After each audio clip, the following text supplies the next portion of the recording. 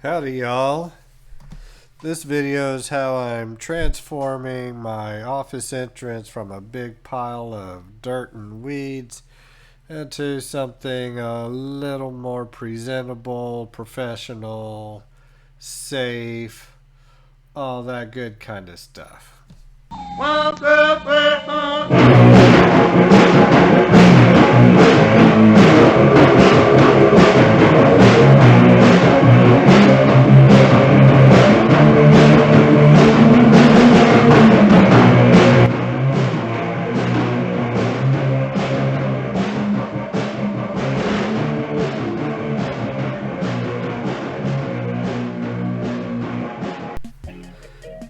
This project is probably a 5-day project that I squeezed into 2 months. Took over 4 hours of video, squeezed it down to less than 15 minutes. Just to give you an idea of what's involved, not so much a strategic step-by-step. Here I am measuring the size that I need for my entrance. And you're going to see a lot of this digging, pick, digging, pick, shovel, all that kind of stuff. Okay, here you see me using my 1984 Craftsman lawn tractor with the trailer. A skid steer would have been wonderful, but just not in the budget right now.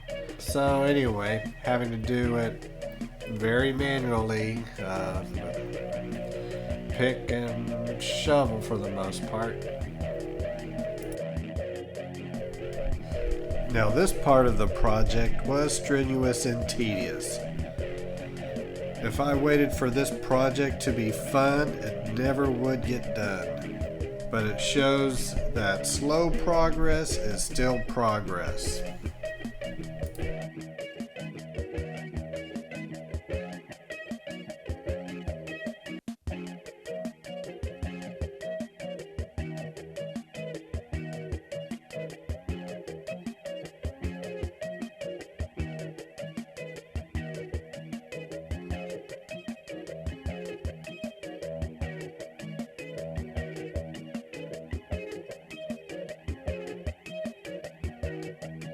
Now that I have basically the rough size of the patio, I'm going to start working on the forms for the footing.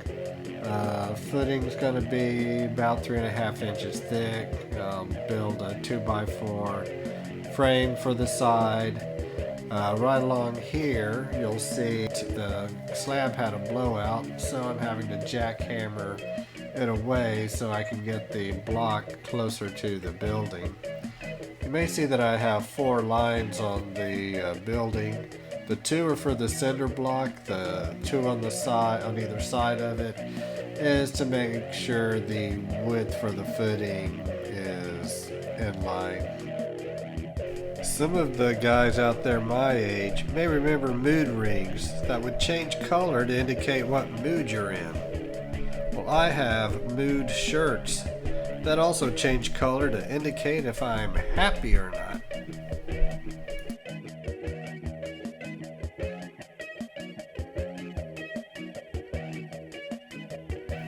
Then I'm adding some rebar that I had engineered. No, I just had some left over from another project, so I'm using it.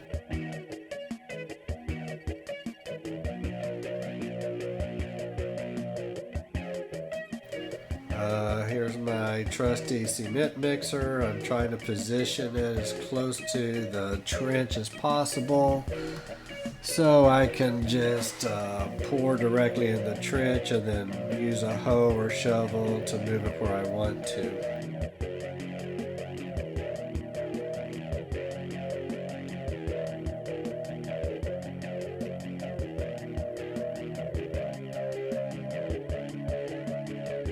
I drilled holes to put vertical pieces of rebar where the cores will be filled solid.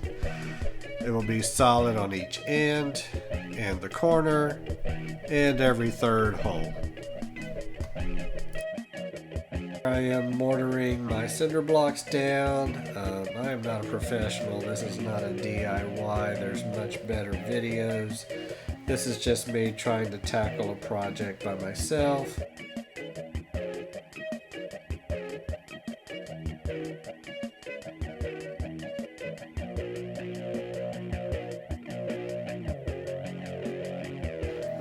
Putting the cinder blocks in place, you want to make sure that you stagger your blocks.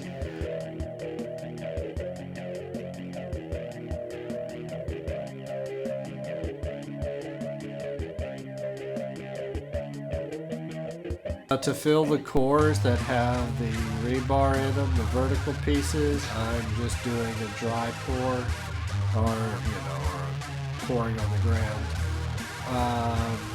Putting water, soaking the hole, put the whatever concrete mix, whether it's mortar mix or post hole or whatever, some kind of concrete.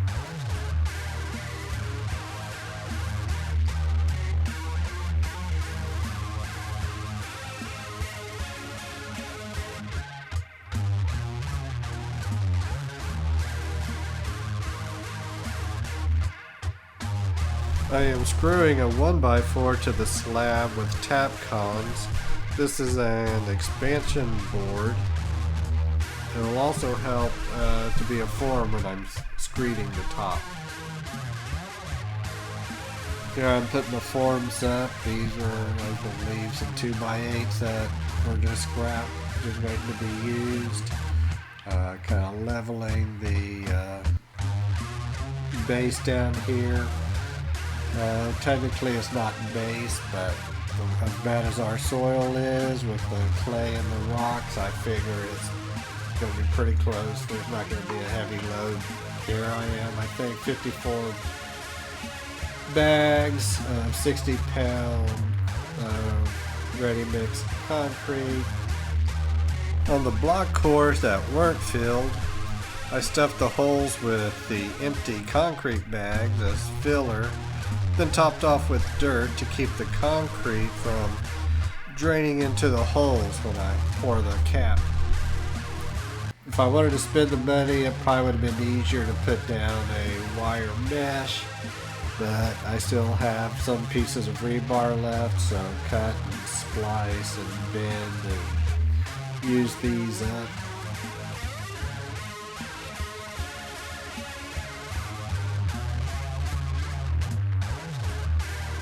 Here I am mixing more concrete. I think this part of the slab took like 48 bags. It was a lot. It was hot.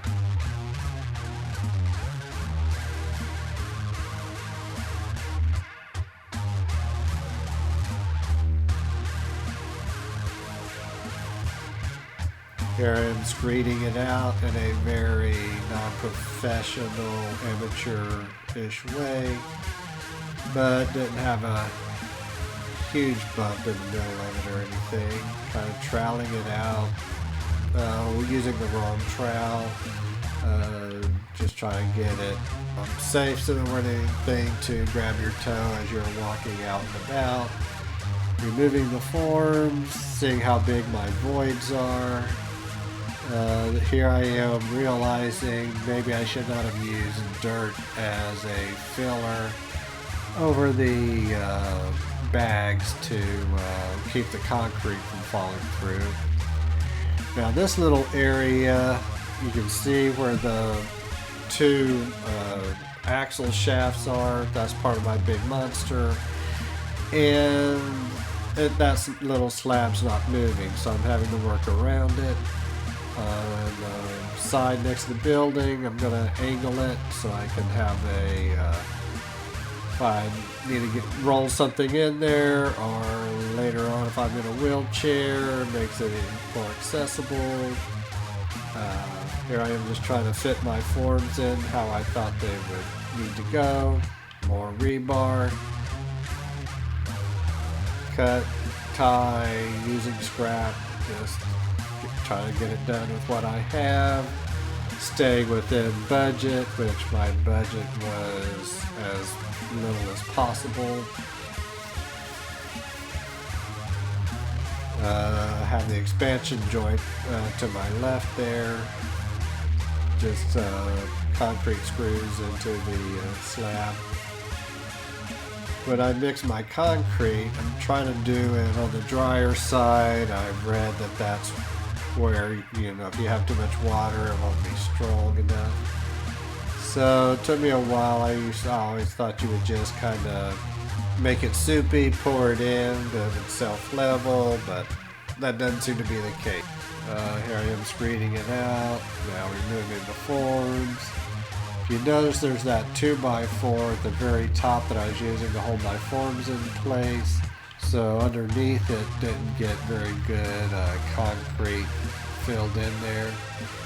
And apparently my forms moved somewhere before the pour because I have gaps around that little area.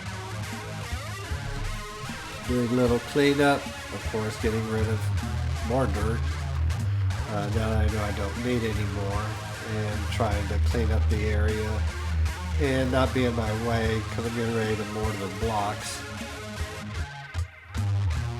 Here I am on my little landfill trip. This little lawn tractor has become quite the good utility vehicle.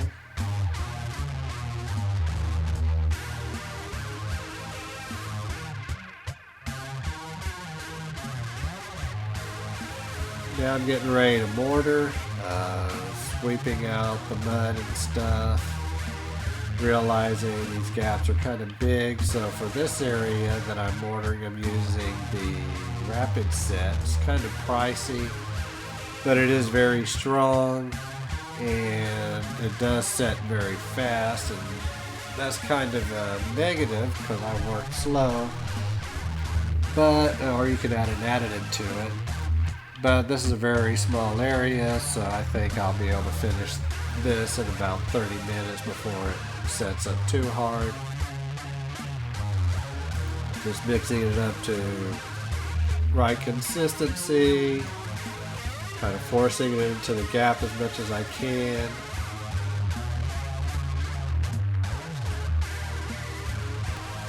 Kind of cleaning up my area so I can go a little below grade with the mortar. Starting with filling the gaps so they won't be hopefully as apparent when I do the stucco later. I'm just using my hand and forcing it in this big gap against the building. And now I found out that even though concrete you want thick, stucco you want thin, and I didn't realize that yet, so I'm putting it on pretty thick, little by little.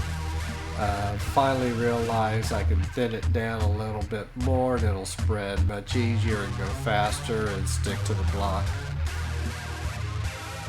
But before stuccoing the block, I would spray it with water. From what I've seen and read, if your block is really dry, especially as hot as it's been, it'll soak all the moisture out of the mortar and not allow it to dry or cure correctly. So here I am just kind of smearing it a little smoother, using my hand to kind of force the corners, and here we go. Much better porch, not embarrassing like the other one was, and not fighting weeds and ants and stuff getting on top of me.